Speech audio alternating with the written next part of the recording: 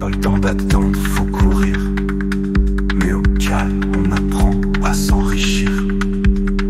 Silence perçant entre deux battements. Tout s'habille ici, mais trouve un moment. Aujourd'hui, on plonge dans la situation complexe de la République démocratique du Congo. On s'appuie pour ça sur plusieurs sources récentes. Articles, rapports d'ONG, analyses politiques. Oui, bonjour. Et ces documents, ils brossent un tableau assez sombre, surtout pour la période fin 2024, début 2025. On note une alliance politique assez surprenante, de fortes tensions, et puis bien sûr l'insécurité dans l'Est qui ne faiblit pas, au contraire. C'est ça. Ce qui frappe vraiment à la lecture, c'est cette interconnexion. On dirait que la politique à Kinshasa, la violence dans l'Est et les questions de mauvaise gouvernance, tout ça est lié. Tout à fait. C'est un peu un cercle vicieux. Alors, notre but aujourd'hui, c'est d'essayer de démêler un peu ces fils. Comment la politique, la sécurité et la gouvernance s'influencent mutuellement en RDC. Alors, commençons peut-être par le volet politique. Oui, volontiers. Alors, un élément marquant, c'est ce rapprochement assez inattendu de figures de l'opposition. Je pense à Martin Fayulu, Moïse Katumbi, Délicé Sangap. Et même Joseph Kabila, l'ancien président. Exactement. Ils signent ensemble des déclarations fin 2024, début 2025. Le message principal, c'est la dénonciation de ce qu'ils appellent la mauvaise gouvernance et une dérive autoritaire du régime de Félix Tshisekedi. Et il y a un point de friction majeur, c'est ça, la réforme constitutionnelle, absolument. C'est la grosse crainte de l'opposition que cette réforme vise surtout à permettre à Tshisekedi de rester au pouvoir plus longtemps que prévu, voire indéfiniment. Et cette alliance, Katumbi-Kabila, que certains qualifient de contre-nature, comment est-ce qu'elle est justifiée par les intéressés ? Martin Fayulu, par exemple, a eu cette phrase « C'est le Congo, c'est la paix, la sécurité, le besoin pressant d'arrêter les tueries ». L'idée, c'est l'urgence nationale qui prime sur les anciennes rivalités. D'accord. Et puis, il y a eu ce retour de Kabila en avril 2025. Oui, un retour qui a mis le feu aux poudres. Il revenait d'un séjour notamment à Kigali et le pouvoir a tout de suite vu ça comme une tentative de déstabilisation. Des accusations de lien avec le M23 ont même été formulées, c'est ça ? Oui, des accusations graves et la réaction a été immédiate. Suspension du parti de Kabila, le PPRD, saisie de certains de ses biens et puis cette demande de levée de son immunité parlementaire.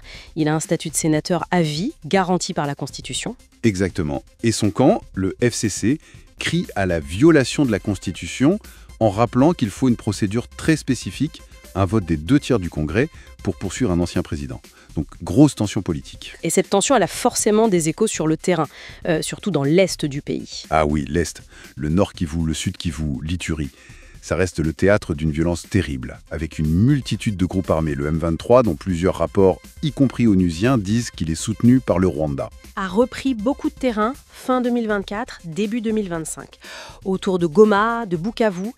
Oui, la situation était très critique. Les combats sont complexes, l'armée congolaise, les FRDC, souvent alliés à des milices locales dites Wazalendo, et aussi au FDLR, contre le M23 et, selon plusieurs sources, l'armée rwandaise elle-même. Et les civils sont les premières victimes, comme toujours. On parle de bombardements de zones habitées, même de camps de déplacés. C'est dramatique. Les accusations de violation grave des droits humains visent toutes les parties. Meurtres et puis les violences sexuelles massives. Le rapport de MSF est terrible. Oui, cette statistique, une femme sur 10 violée dans certains camps entre novembre 2023 et avril 2024, c'est glaçant. Et ça s'ajoute aux déplacements massifs, à la difficulté d'acheminer l'aide humanitaire. Goma a même connu des pénuries alimentaires. Et l'état de siège, en place depuis 2021, il est très critiqué, il restreint les libertés, il a militarisé l'administration, mais sans résultat probant sur la sécurité à long terme, apparemment. Et on en revient peut-être aux questions de gouvernance. Est-ce que l'État a vraiment les moyens de faire face ? S'il y a des problèmes de corruption, par exemple ? C'est une excellente question. Et justement, on a consulté un rapport de l'ODEP, l'Observatoire de la dépense publique, qui date de début 2022, mais qui pointait déjà une aggravation de la corruption en 2021. Ah oui ? Qu'est-ce qu'il disait, ce rapport ? Il dénonçait une explosion des dépenses de fonctionnement de certaines institutions. La présidence était plus 200%, le Sénat plus 133%, la primature plus 131%. Des chiffres énormes, surtout quand on sait que les services essentiels manquent de moyens. Exactement. Le rapport soulignait aussi l'écart de salaire incroyable, jusqu'à 3 000 $ par mois dans certains cabinets politiques, quand un enseignant touchait à peine 180 $.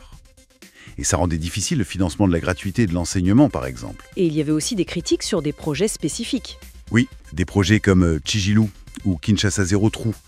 L'ODEP affirmait qu'ils avaient été lancés sans étude de faisabilité sérieuse, sans mise en concurrence, et parfois avec l'implication directe de conseillers présidentiels. Bon, même si ça date un peu, ce genre de rapport, ça alimente forcément les critiques sur la gestion des fonds publics et l'idée qu'une nouvelle élite profite du système, quoi. Tout à fait. Et cette corruption, ou cette mauvaise gestion perçue, elle affaiblit l'État sur tous les fronts, y compris sa capacité à financer correctement son armée et à répondre efficacement à la crise sécuritaire. C'est là qu'on voit très bien le lien, le cercle vicieux dont on parlait au début. C'est exactement ça. Les tensions politiques à Kinshasa, par exemple, les accusations contre Kabila en lien avec le M23, ça peut envenimer le conflit dans l'Est. La mauvaise gouvernance, elle, mine la réponse militaire et peut même, indirectement, financer le conflit via le pillage des ressources naturelles. Et inversement, le conflit peut servir de prétexte pour réprimer l'opposition ou pour détourner l'attention des problèmes de fond comme la corruption. Précisément. C'est pour ça que l'opposition insiste tant sur ce qu'elle appelle les causes profondes endogènes. Pour eux, tant qu'on ne règle pas les problèmes internes, respect de la Constitution, gabegie financière, etc., les solutions venues de l'extérieur ne serviront à rien. D'où leur appel répété à un dialogue national inclusif. Oui, un dialogue qui aborderait tous ces problèmes de manière globale. Ils soutiennent d'ailleurs l'initiative de médiation des églises catholiques et protestantes, la SENCO et l'ECC. Et ils demandent aussi plus de transparence sur les accords signés avec les pays voisins et le retrait des forces étrangères. Donc pour résumer ce tour d'horizon, on a une situation en RDC où la politique, l'insécurité et la gouvernance sont vraiment très imbriquées, très liées et s'alimentent mutuellement. Ça rend toute solution extrêmement complexe. Oui, c'est un véritable nœud gordien. L'appel à un dialogue interne pour s'attaquer aux racines congolaises de la crise semble logique, pertinent même, mais on imagine bien les difficultés. La méfiance est énorme entre les acteurs, les enjeux sont colossaux, et ça nous amène à une dernière question, peut-être pour laisser nos auditeurs y réfléchir. Face à cette situation très grave qu'on a décrite, les violations des droits humains, les accusations de dérive autoritaire, la corruption, les soupçons d'ingérence régionale, quelles seraient au fond les conditions minimales?